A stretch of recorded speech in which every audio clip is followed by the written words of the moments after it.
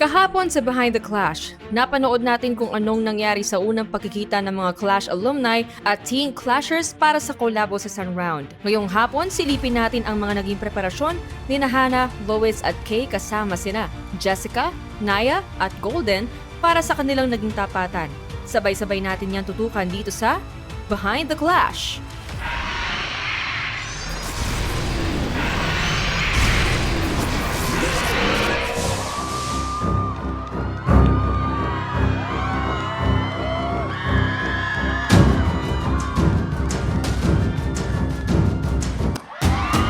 Lois Barcelona and Naya Lois and Naya. Ang makakalaban ni na Lois and Naya ay manggagaling sa Team Blazing Gen Z. But wait, there's more? Wait lang. Makakalaban nila ang isa pang pares from Team Next Gen Power. Ibig sabihin, tatlong pares ang magbabakbakan tonight! At dahil this is the clash, ang bawat team mismo ang pumili kung sinong pair ang ipangtatapat nila. Before the competition, gumawa na sila ng game plan.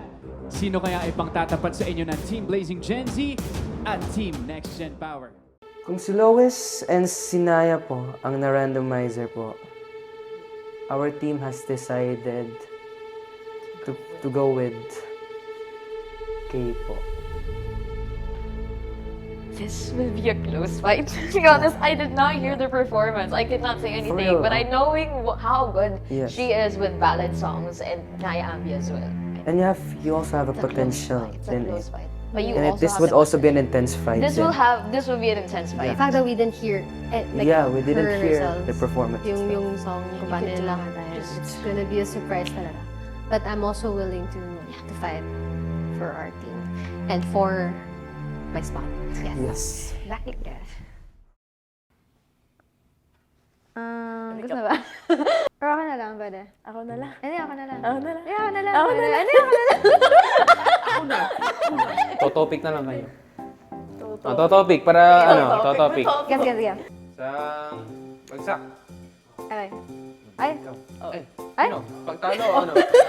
Ano ba? Sige po, ako na po.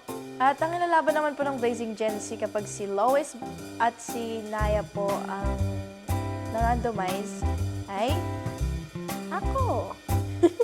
Ay, si ako. Hannah May at si Jessica Villarubin. Hi Clash Nation! Ngayon, may challenge kami. Kakantayin namin yung Ako Ay May Lobo na version ng isa't isa. Oh. Sino gusto mo una? Din, ikaw na. Ako mauna talaga? Sige. Ako ay may lobo kung kakantahin to ni Lois. Sige. Ako ay may lobo lumipad sa langit. Di ko na nakita, pumutok na pala. Sayang ang pera ko, pinambili na lobo. Kung pagkain sana, nabusog pa ako. Para pag nakapikit ako, si Lois yung narinig. Wow!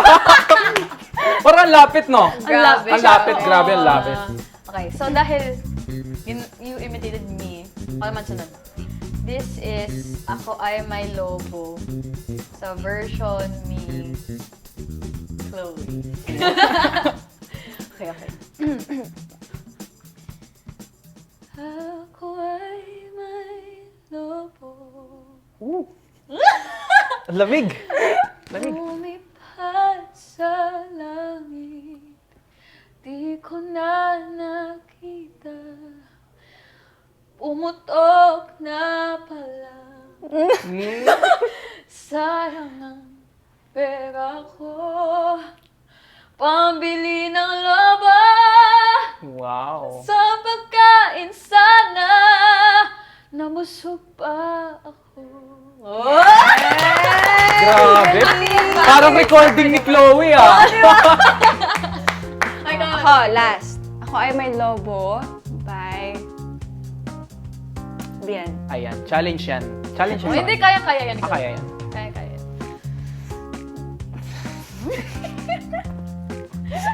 Ikot ka dapat.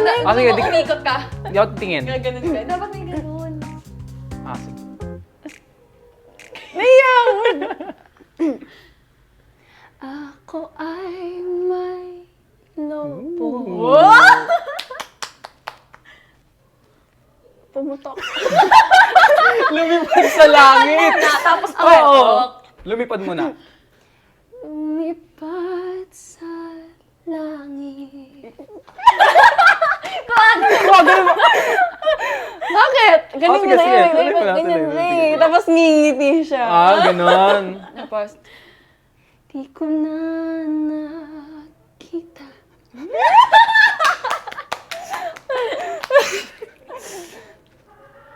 Pumutok na pala. Sayang ang pera ko. Pangbili ng lobo. Sa pagkain sana. Nabusog pa ako. Grabe! Diba ganyan siya? Ang galing ah, ang galing ah, ang galing ah. Accurate. Mga Parang- 99.9%. Diba ganyan na? Ba't ang daming ganon? No? Kasi ganyan ako. Eh. Walang namamala. Hindi ko talaga namamalayan. Mini roar. Ayun, so ang gagaling niya talaga mag-imitate. Siyempre. Pero how about yung Clash Nation natin? Sino yung gusto niyong marinig na imitate namin next? So sabihin niyo lang yan sa amin. Comment Yun lang. lang. So I hope you guys enjoyed this video. We are Soundwave Squad! Bye! Hi, Clash Nation! Ngayon, magcha-challenge tayo. Kakantahin namin yung Leron-Leron Sinta. Blazing Gen Z version! I think you should start. Sige. Ganito yung Leron-Leron Sinta pag si Hana ang kumanta. Tumayo ka para ano. Yeah, perform. Leron-Leron Sinta, puko ng papaya, dalay-dalay buslo, sisila ng bunga. Ako yan. Ikaw na yan. sa dulo. Pagdating sa tulo, nakabali ang sanga. Ano yung tulo doon? Tapos kapalaran. Tapos kapalaran, umanap ng iba.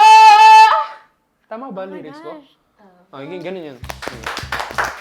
Naging sad siya. Oh my gosh, naging Kasi, sad. Yun yung version na ginawa ko kasi pag nag-perform ka, para siyang mapuso ko talaga, bro. Tapos mataas boses. Yun. Sige. Ako pa? Susunod. Ito na lang. Save the best for last. Ito muna. Hindi ko kaya. Hindi ko na paano ko gagawin. So let's see. Wait. Go. Itong version ng Leron Sinta na gagawin ko is versioning. Diba? Okay. Kakayanin. Leron Sinta, puko ng papaya, talay puslo, sisidlan ng bunga. Pagdating sa dulo, nabali ang sanga, kapos kapalaran, humanap ng iba. I love it! Gusto ko yan! Hindi ko gusto yan! Hindi ko kaya talaga. I feel like... Ay, dami pala. Hindi ko kaya yung kaya. Sige. I'll be doing Leron Sinta, but this time sang by Inigo. Leron Sinta, buko ng papaya, ay, nagpa-perform din kasi siya. So, dala-dala'y buslo, sisilad ng bunga. Pagdating sa dulo, nabali ang sanga, tapos kapalaran, humanap ng iba. Boom! Ayos! Yan. Performer kasi, yan. I love it, may banda rin pala ako dito. So, that was our version of Leron Sinta.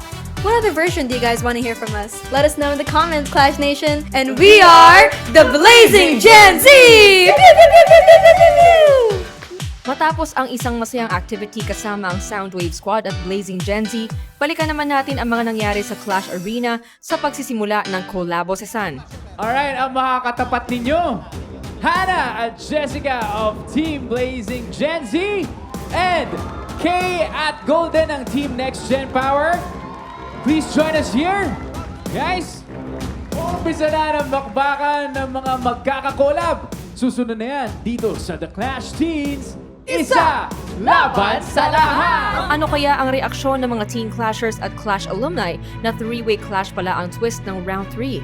Pakinggan natin. Tatlong group pala yung maglaban-laban. Nagulat talaga Nagulat kami kasi akala ko din parang isa-isa. Tapos tatlo pala kami maglalaban. So di na namin alam yung nangyayari. Alam mo, parang bumalik sa akin yung pag-contest talaga. Kasi akala ko lang mag-guess ko lang ako dito. So syempre na-shock kami at nakakabat pa din talaga. Ikaw, ano na-feel mo? Yun po, nagulat din po talaga ako kasi kala ko dalawa-dalawa lang. Nung nalaman ko pong sila po yung kaano ko, hala, shucks, ang galing ng mga to din. Puro malalakas talaga. Galing din neto. Oo. Pero pinag-usapan namin na gagalingan namin. Opo. So, yun naman po. Thank you, Lord. Happy kami.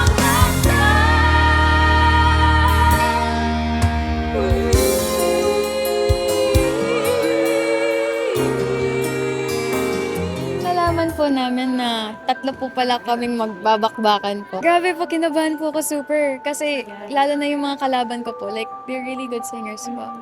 And, well, hindi ko naman po masyadong inisip yon. Basta ang prioritize ko po is magawa ko po yung very best ko. And ma-deliver po namin ni Ate Naya yung duet the way that we wanted to. At first nga, nag-overthink ako, paano kaya to? Tatlo. Tapos pairs pa. So, ang dami naman namin. Pero, ayun, natuwa naman din ako kasi alam ko na nabigay namin yung best namin. Yes, And po. alam ko din na nakapag-connect kami sa audience. Yes po.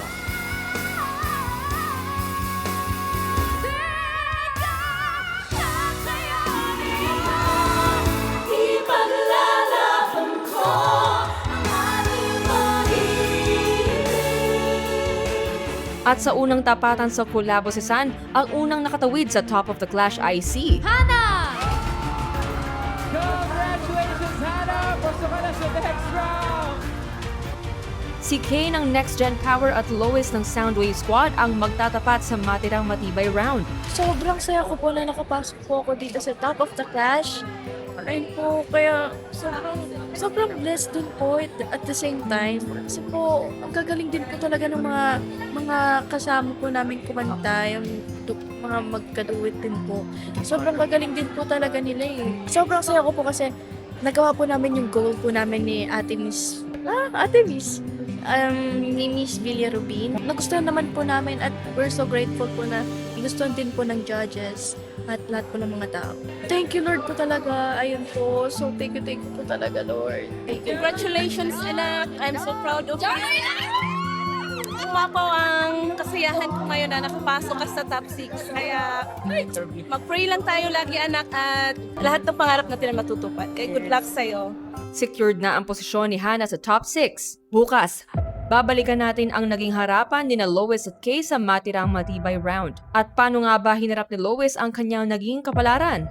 Lahat ng yan mapapanood niyo bukas dito sa Kapuso Stream at sa The Clash Teens YouTube page. Tuwing Wednesday, Thursday, and Friday ng 5:10 p.m. Clash Nation, patuloy lang ang inyong suporta sa digital album ng The Clash Teens by streaming at sa mga streaming platforms at iparamdam nyo sa kanila ang inyong suporta by voting for them as your favorite teen clasher. Kahit na-eliminate na, basta nasa top 12, pwede nyo pa rin silang suportahan. This is your Clash Master, Julian San Jose, and this is Behind the Clash.